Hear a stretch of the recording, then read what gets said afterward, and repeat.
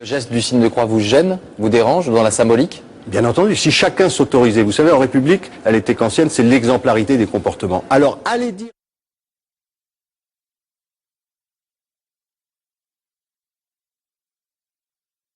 C'est que nous avons à écrire notre histoire. Dans les fausses oppositions, il y a l'opposition laïcité-religion.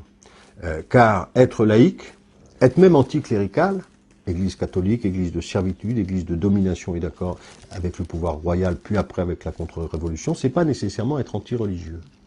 La question, elle est à la fois historique et politique, parce que très rapidement, la réflexion, elle vient d'Edgar Quinet, c'est la suivante. C'est la Révolution française a échoué parce qu'on ne peut pas faire une révolution uniquement dans la matière, il faut la faire dans les esprits. Or, on a fait la révolution essentiellement politique, mais pas la révolution morale et spirituelle. Et donc, on a laissé le moral et spirituel à l'Église catholique. Donc, il faut remplacer ça. Et d'ailleurs, l'échec de 48, où l'Église catholique, les prêtres sont venus bénir les arbres de la liberté des révolutionnaires, c'est la preuve qu'on ne pourra jamais construire un pays de liberté avec la religion catholique. Mais comme on ne peut pas non plus acclimater le protestantisme en France, comme on l'a fait dans d'autres démocraties, il faut inventer une religion républicaine. Cette religion républicaine, qui doit accompagner la révolution matérielle, mais qui est la révolution spirituelle, c'est la laïcité.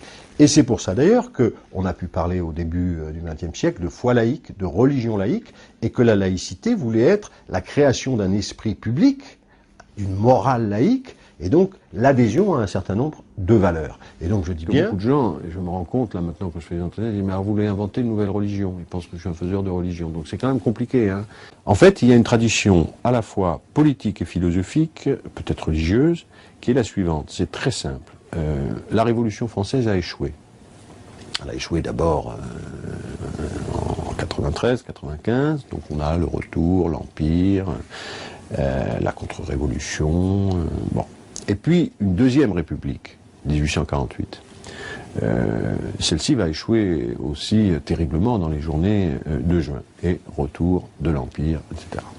Les républicains exilés s'interrogent pourquoi on n'y arrive pas en France. Pourquoi le modèle démocratique républicain qui est le nôtre échoue. L'histoire enquête, il y a quelque chose qui ne va pas. Bon. Et ils se disent finalement on a fait une erreur, c'est que dans notre pays, l'Église catholique est conservatrice, voire réactionnaire, mais elle détient dans le fond le pouvoir spirituel et un formidable pouvoir d'opinion et de conscience. Et nous avons échoué, nous avons fait des révolutions, mais des révolutions matérielles, des révolutions dans les intérêts, et nous avons laissé les esprits, mais aussi tout ce qui est de l'ordre charnel dans l'existence, de ritualisation, le baptême, l'enterrement, etc., être gérés par l'Église catholique. Dans un certain nombre de démocraties modernes, ils ont réussi à instaurer leur démocratie ou leur république. C'était un modèle au XIXe siècle, c'est l'Angleterre, les États-Unis, les Pays-Bas, parce qu'ils ont la religion protestante, qui est une religion qui correspond à la République, à la modernité, parce qu'elle est une religion de libre examen. Mais en France, certains ont tenté d'ailleurs des vagues de conversion au protestantisme. Eugène Sue, Jean Bobéro raconte ça très bien dans ses ouvrages. D'un autre côté, le philosophe Charles Renouillet, par exemple, ça ne marche pas. Parce que le pays... Donc il faut que nous inventions, pour établir la République, une spiritualité, voire une religion spécifique. Ça germe donc dans les milieux républicains, beaucoup dans les milieux francs-maçons, sous le Second Empire, se constitue d'ailleurs, par exemple, une alliance religieuse universelle, dans laquelle on va trouver à la fois des catholiques libéraux, des protestants libéraux, des juifs libéraux, puisque toutes les religions sont un peu, enfin les dogmatismes sont en crise, mais en même temps des athées, des matérialistes, etc., portant un projet de religion universelle, de religion éclairée. Bon.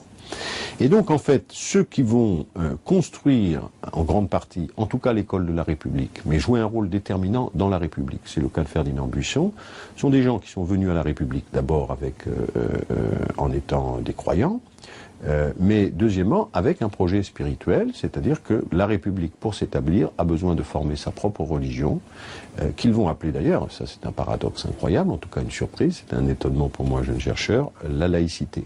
C'est une religion de la liberté, c'est une religion des droits de l'homme, c'est une religion donc de l'humanité partagée, c'est une religion de l'instruction, c'est une religion du libre examen, c'est une religion un peu hétérodoxe en ce sens qu'elle s'appuie sur tout un courant qu'on trouve à la fois dans la Kabbale, dans l'illuminisme, avec l'idée que c'est dans le fond aux hommes de continuer la création divine, donc on a une responsabilité aussi historique, ce qu'on appelle la théologie de la liberté, c'est-à-dire que l'œuvre n'est pas achevée, nous avons à la poursuivre, nous avons cette mission, et puis c'est comme je le dis, religion démocratique en ce sens que le divin, ou je ne sais pas comment dire, doit s'incarner dans tous les hommes, à égalité. Pas de clergé, pas d'intercesseur entre Dieu et la conscience, pas non plus, si vous voulez, de théorie de la grâce, de l'élection, refus du péché originel aussi, donc c'est quand même assez particulier. Mais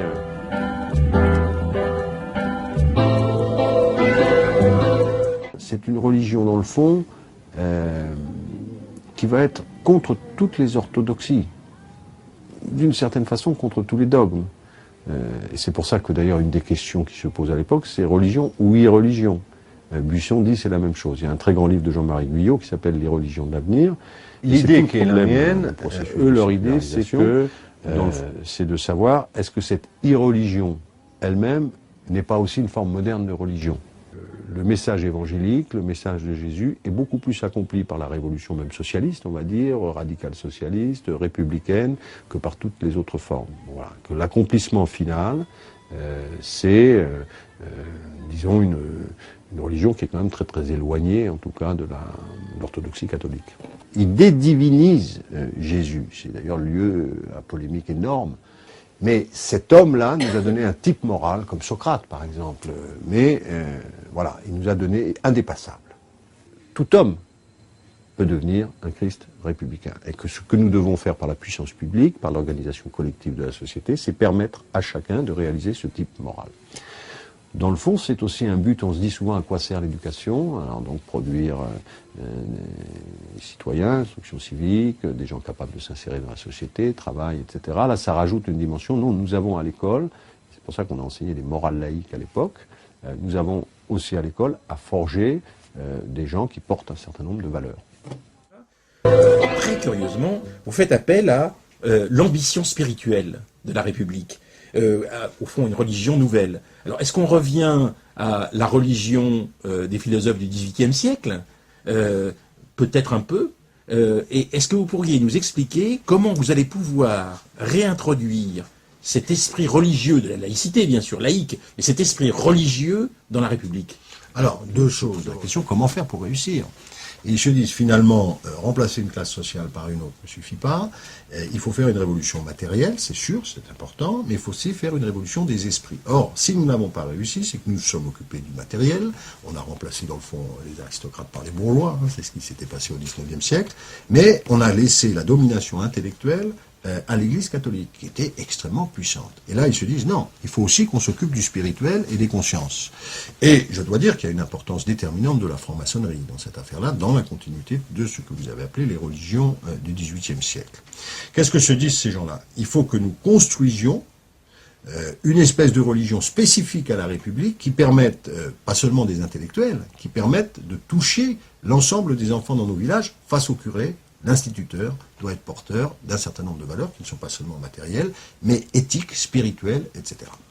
Et ils font quelque chose, alors ils se disent à un moment quand même, bon, la religion catholique c'est une religion d'oppression, c'est une religion d'autorité, il y a une religion de liberté, c'est le protestantisme. C'est d'ailleurs dans les débats de la Révolution française, autour de Madame de Stel, Benjamin Constant. Et donc ils se disent, il faut inventer autre chose. Le catholicisme c'est l'oppression, le protestantisme ça marche pas, et cette autre chose va s'appeler la laïcité.